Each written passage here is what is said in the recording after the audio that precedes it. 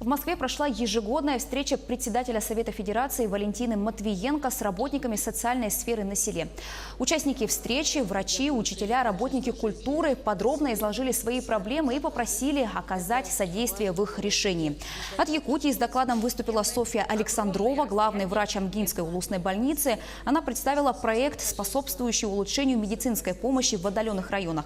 А также Туяра Блинова, завуч Верхневилюйской гимназии, которая говорила о малокомплектных школах и низкой зарплате сельских учителей.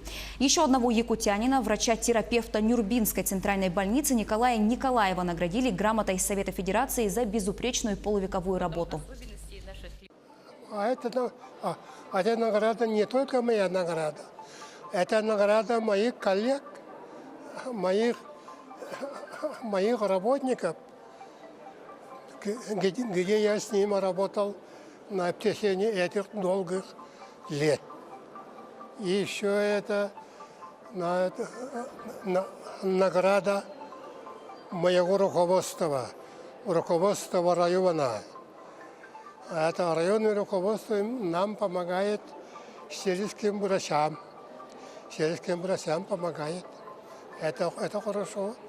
Вот поэтому мы добиваемся некоторые успехи в этой работе, в работе оказания медицинской помощи населению.